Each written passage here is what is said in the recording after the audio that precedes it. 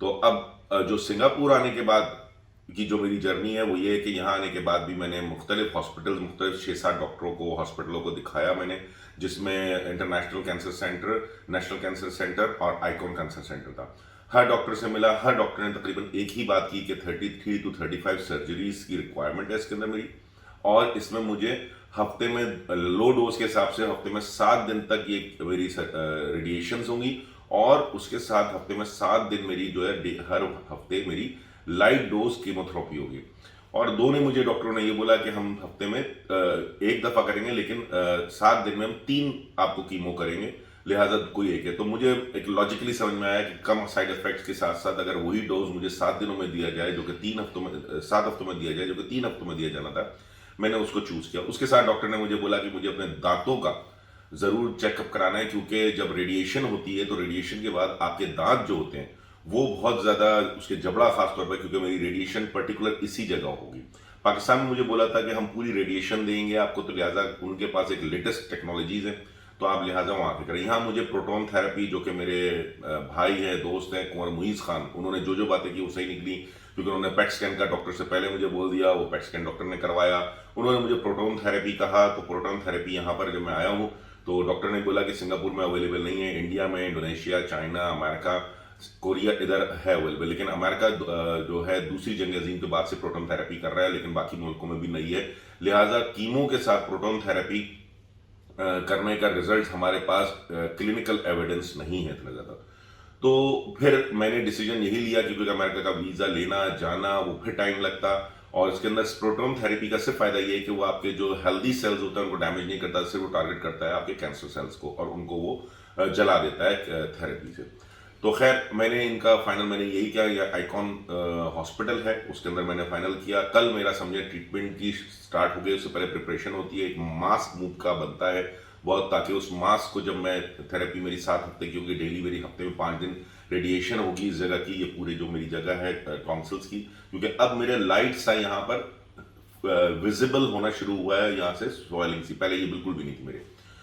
तो उससे क्या होगा कि मेरी जो वो उन्होंने मास्क बनाया, फेस मास्क, उसके उससे ये होगा मेरे कि मेरा चेहरा हिलेगा नहीं जब वो थेरेपी, क्योंकि वो टारगेट से बिल्कुल हिलना नहीं चाहिए, तो वो मास्क जब लगा देंगे तो मेरा चेहरा बिल्कुल एक जगह स्टक हो जाएगा। 10 मिनट की से 15 मिनट की रोजाना की मेरी ये रेडिएशन थेरेपी होगी, हफ्ते में 5 दिन 7 वीक तक, और तकरीबन 3 घंटे की कीमोथेरेपी होगी एवरी वीक फॉर 7 वीक्स तक। तो उसके साथ मुझे डेंटिस्ट का बोला, डॉक्टर ने मुझे स्केलिंग का बोला कि दांत की अच्छी तरह स्केलिंग हो जाएगी, और फिर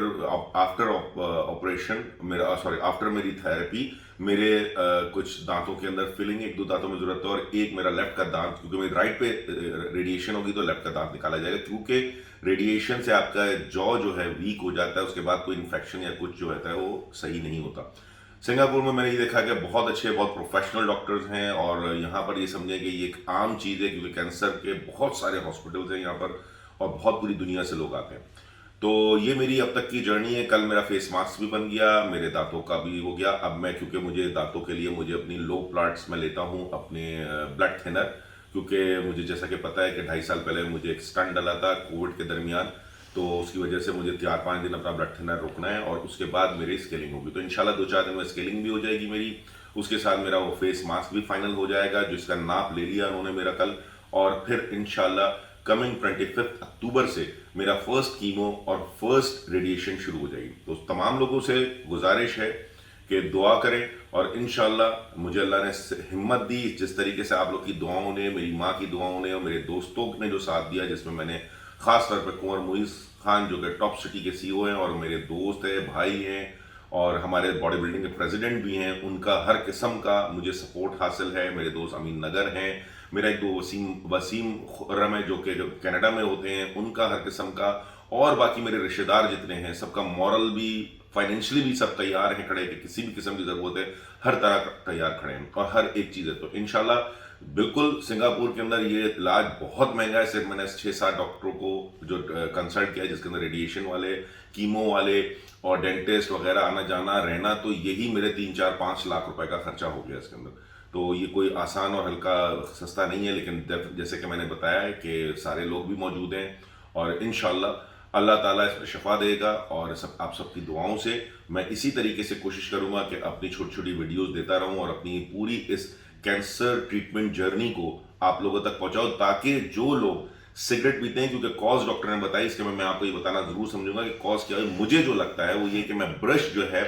जबान पे बहुत अंदर तक जबान साफ करने के लिए करता था, तो शायद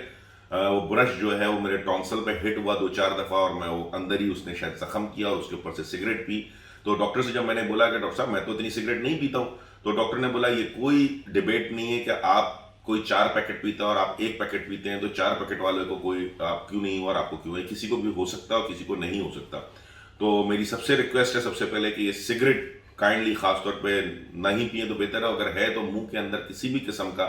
आप जो माउथ वॉशनर अच्छा यूज किया करें पेस्ट के अलावा, ताकि कोई भी बैक्टीरिया मैंने दिन में 2 दफा अपने मुंह साफ करा करें, अपना जो गॉगल्स किया करें उसके साथ। और अगर मुंह के अंदर किसी भी किस्म का किसी भी वजह से कोई जख्म हो जाए तो सिगरेट अवॉइड करें, क्योंकि वो सिगरेट उस जख्म को बढ़ा देती है। उम्मीद करता हूं इस वीडियो से लोगों को कोई फायदा पहुंचेगा और वो इस चीज को देखेंगे और इसको ट्रीट करें। पाकिस्तान में भी खैर बहुत अच्छे डॉक्टर हैं, लेकिन प्लीज कोशिश ये करें कि ये जो हम बिल्कुल रूहानी इलाज करवाएं जरूर है, लेकिन ये जड़ी बूटियां और मुख्तलिफ लोगों को दिखाना जो कि इसके नहीं है, इसके प्रॉपर जो डॉक्टर बैठे हैं पाकिस्तान में, कैंसर फाउंडेशन है, साइबर नाइफ है। साइबर नाइफ बेसिकली ब्रेन का है, स्टमक का है, और इसी तरह खान में डॉक्टर बैठे हैं, वहां पर भी बहुत अच्छे डॉक्टर हैं। लेकिन डेफिनेटली हम सबसे बेस्ट नहीं है हॉस्पिटलाइजेशन में, लेकिन जो अफोर्ड कर सकता है वो पाकिस्तान से बाहर जाए, लेकिन जो नहीं कर सकता वो पाकिस्तान के अंदर, लेकिन वक्त के ऊपर दिखाएं, जिसकी वजह मैंने अपना वक्त पे दिखा दिया, जो कि मेरा स्टेज 1 और 2 के दरमियान है, समझे अभी, तो जिसकी वजह से क्यूरेबल है, 80-90% क्यूरेबल है। बाकी सब अल्लाह के हाथ में और आपकी दुआओं से। शुक्रिया।